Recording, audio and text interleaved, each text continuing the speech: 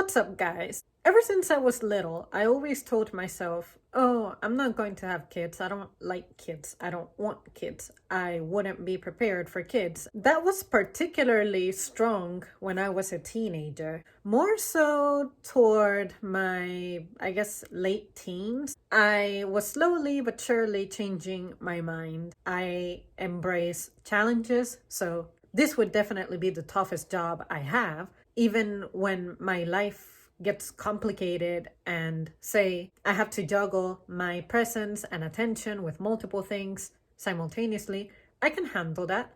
If that's what parenting is about pretty much full time, shit, I'm the best person for the job. The one thing that turned me off about the whole parenting thing was the way that our culture is set up. For starters, because of the demands of the economy, like say capitalism, the way that society is set up, unless you're very well off from the start, or say at least you have completed your school and you have a very decent job, or you inherited some kind of business, or you have something going on for you, like period, then you definitely shouldn't get involved with having kids, because it will simply complicate your life in a manner that I feel no human being deserves. When I'm at work, I really feel it for the people who have little kids and they try to be part-time,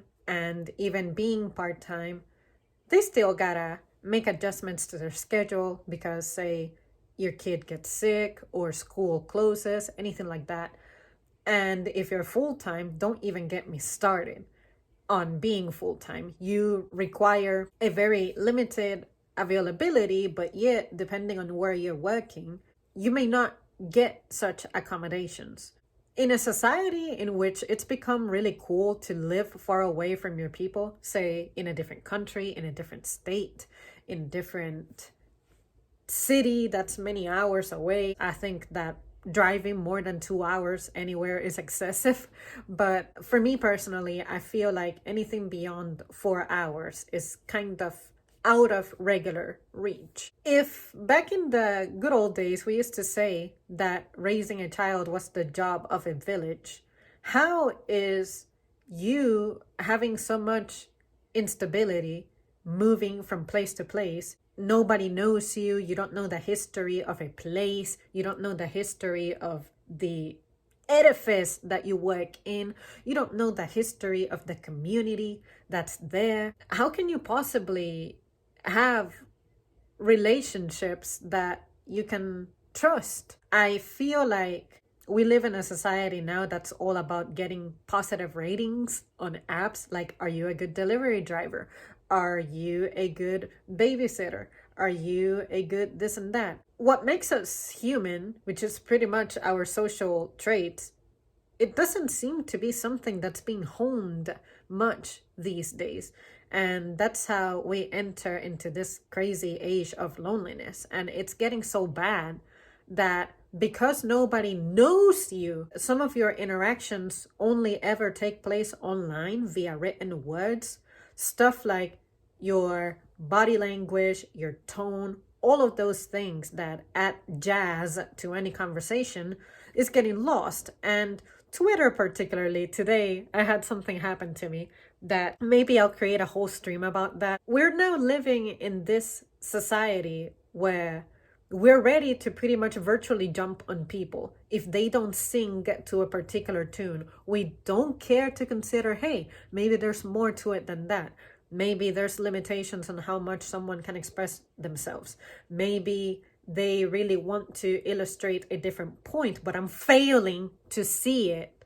So I need to ask for this person to elaborate further, things like that. We're becoming so comfortable with consuming exclusively the stuff that caters to us, and we don't really branch out and find out, hey, the people who think different from us, why is it that they think different from us? What is their background? What is their education? What is their life's story? What kind of parents did they have? What kind of family did they have? What kind of childhood did they have? Like, people will absolutely fail to consider all of those little things that affect a person and shape them into who and what they are. Even more frightening is people don't seem to understand that you can be more than one thing. I can be someone who wants, say, universal health care. I would like for there to be options for you to, say, terminate a pregnancy, and for that to not be controversial because that is a very personal decision. I also do believe that we need to come up with a way for a guy to have a say in the matter. Because when it comes to that situation, we're always like, on a woman's body, you don't get to decide. You have to support it, but you don't get to decide what happens. So if it took another person's involvement to make this creature possible, then the other half should also have a say, whether you want that for your body or not. If a guy says, hey, I do want the kid, but the woman says, I don't want the kid, or vice versa, the woman is like, I want the kid, but the father says, I don't want the kid.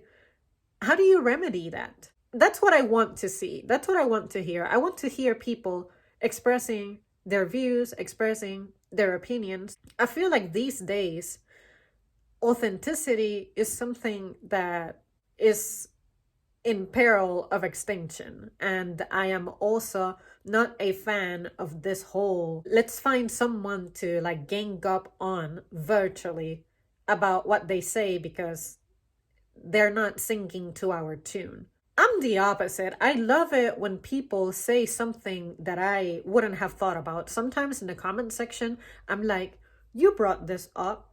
I would have never thought about it. I have no idea just how connected this matter is. But you have opened my eyes. You have opened my mind. But no, a lot of people like to say, if you veer off course, you get put all these labels on you. Like these people try to be emotionally and mentally abusive towards you simply because what you're saying is not like the most kind or most righteous, or like it has everybody's interests in mind. Like just stop for a second and try to understand where this person is coming from.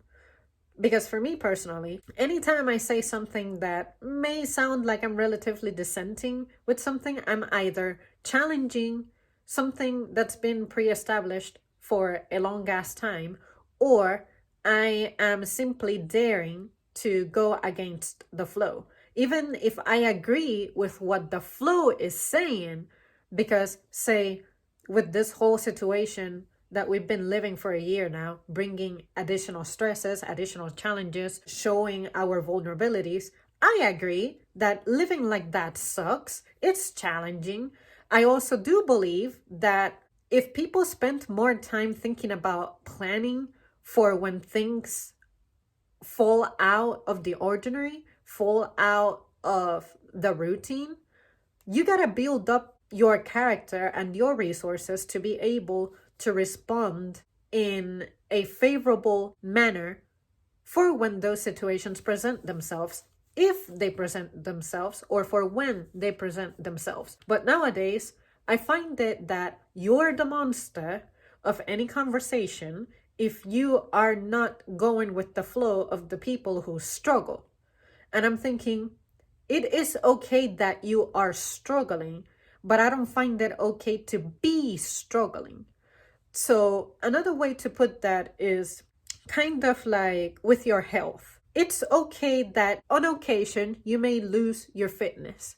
It's not okay to be unfit. There is a difference, and that's what I'm saying. I am the person who illustrates that slight difference. But a lot of people are not able to see that. And I sincerely think it is because we have been sort of influenced or shaped into identifying the people who stand out like that and then trying to shoot them down as opposed to engaging with them. Like, hey, what you said sounds very selfish, uncaring, unkind. Do you mind perhaps clarifying some things? What do you mean by this? What made you arrive at this conclusion? And then I can go like, Oh, well, the way I got to it is by A, B, C, and D. But no, you guys stay at like the intro. And if you're not someone who's good at deep thinking, it's very easy for you to look at all of those people as monsters. And me personally, I encounter some people who make comments that I think, wow, is cold blooded. But then when I sit back and think about it for a second, and I really try to imagine my life as someone who's dissenting with that point, living a life in which I would agree with that point. What is that like? That's what I do. That's how I exercise my brain. But I find that people want to stay where they are at because they are comfortable. And for anyone who wonders how it is that you can sustain a pretty lengthy conversation that actually gets you somewhere, this is why. What's so difficult about you exiting your realm, your body, for a second, just to imagine if you were in a different position, in a different setting, who and what would you be? I just cannot believe that that is something that people do not exercise with frequency these days. And that's why when the elections were going on, I said, why do I need to vote for Trump? He hasn't convinced me, and the people who support him have not convinced me. Why do I need to vote for Joe Biden? The people who support him have not convinced me, and he himself has not convinced me. You're telling me that out of those two choices, I need to settle down for one. And the lesser of the two evils is supposed to be the one that sings this kind of tune. And I'm thinking, why? If I dissent with them on a matter that is incredibly important to me, it should be okay for me to consider that a deal breaker. But people are asking me to settle down with whatever I find that is kind of good. And if I disagree, you're going to put labels on me, like I oppress people based on the color of their skin, or I am against people having freedoms, like say women and their so-called sexual revolution that they be living. No. If I'm not okay with something, I will let you know, and that can cost you. This mess has to have consequences. And that's what I'm saying. I personally like to hold myself, but also the people who are close to me and not so close to me, in other words, everybody, accountable for that type of thing. But I find it that people are selective about those things. Maybe that's where the rules are made to be broken saying comes from, because if it weren't for some people challenging those things, then some things wouldn't change. But also, if we did not have help with disciplining ourselves, then life would be incredibly messy. And I am someone who loves me a good set of rules, a good set of laws, as long as they make sense and they're not created unfairly. But people are out here wanting for people to be in positions of power, voting for people who make it seem like there will be no strings attached. Anything goes. There need to be no rules. And I'm thinking, why? I think that discipline is good. Say, if you had the freedom to eat as much, anywhere, anytime as you like, do you think that that wouldn't have consequences? You don't think that your body comes with a set of rules? Let's just say that you have an unlimited access to money. Do you not think that people would not have a lot of control when it comes to that? Say, I'll buy this. If I don't like it, I can throw it away.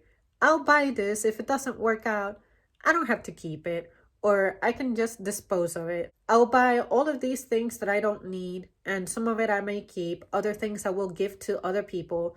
And that's an example of you have the good intention. You're righteous, but it's just not right, because we need to make sure that other people have an opportunity to make it to these necessities. Some people may look at it as, oh, not having money is a sign of something evil being done toward poor people. I look at it as me, as someone who has never had a whole lot.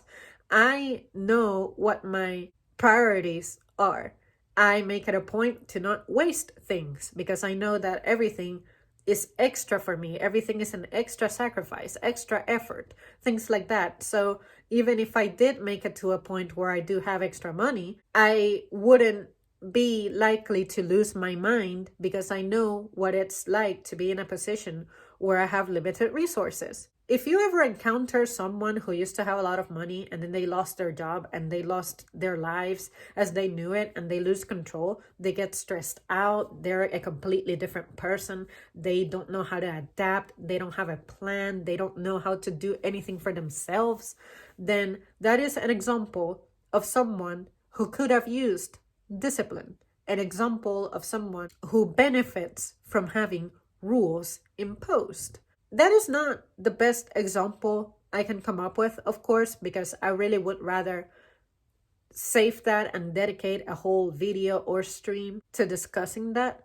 But just to give you a little idea of where I'm coming from when it comes to discipline. Discipline is not just be on your best behavior when you're at the movie theater, don't talk, or if you're in class, don't talk. Discipline encompasses so many things that we don't really think about. But to me, I am personally a fanatic of discipline because thanks to discipline, I feel like I live my best balanced life based on what my status is currently. Like, I'm not going too overboard with something while sacrificing something else. I feel like I'm exactly at the perfect spot, at the perfect place, at the perfect pace, even if some things I am a little bit impatient about. But anytime I start feeling impatient about those things, I remind myself what doesn't come right now is because it's not convenient. There is no issue with waiting. Patience. That used to be something that I was incredibly bad at. So that's what I'm trying to say. If it weren't for the fact that I exposed myself to things that challenged that, I wouldn't be where I am at today in the patience department. Well, you guys, that's it. I'm going to end this rambling right now. I promise that I will flesh this matter out at some point a little better, but I just had to get this off me because it's crazy. People are crazy. But even though they see you as crazy as you see them, there's no consensus of what's normal now. You know, we have accepted that this is the way things are, this is the way people are, and I'm sitting here saying, no. All right. I'll see you soon. Thanks for watching.